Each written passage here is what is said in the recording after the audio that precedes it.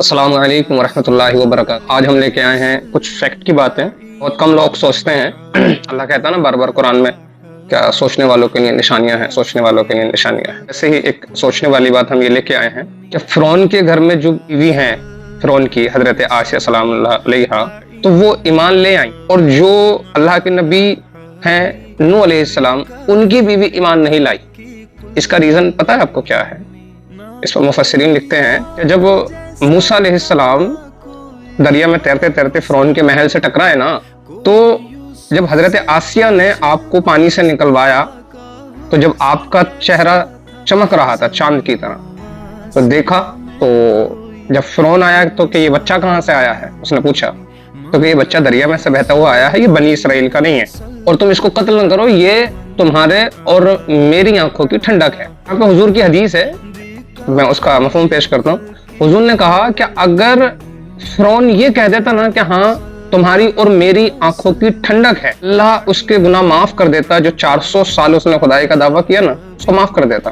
اور اس کو ایمان کی توفیق دے دیتا۔ لیکن فرعون نے جواباً کیا کہا کہ نہیں، یہ صرف تمہاری آنکھوں کی ٹھنڈک ہے، میری نہیں ہے۔ تو جو حضرت آسیہ سلام اللہ علیہا ایمان لے کے آئے نا، اس کا ریزن صرف یہ بنا کہ اللہ کے نبی سے صرف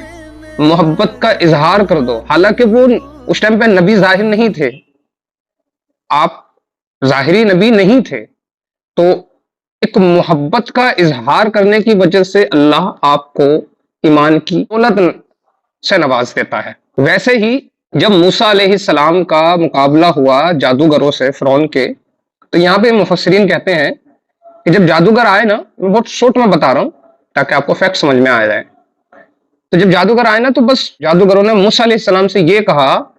کہ پہلے آپ دکھائیں گے یا ہم دکھائیں۔ تو یہ جو بات ہے نا صرف اتنی سی کہ پہلے آپ دکھائیں گے یا ہم دکھائیں، اللہ کو یہ بات پسند آ گئی، میرے نبی سے اجازت مانگی،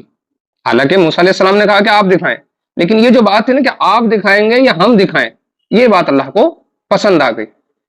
صرف یہ بات پسند آنے کی وجہ سے اللہ نے انہیں ان ایمان کی توفیق دے دی۔ تو آپ سمجھ رہے ہیں بیویوں کی محبت ایسا کہنے پر، جس چیز کو جانتے بھی نہیں تب بھی کہہ دینا، تو آپ کو اللہ ایمان کی توفیق دے دیتا ہے۔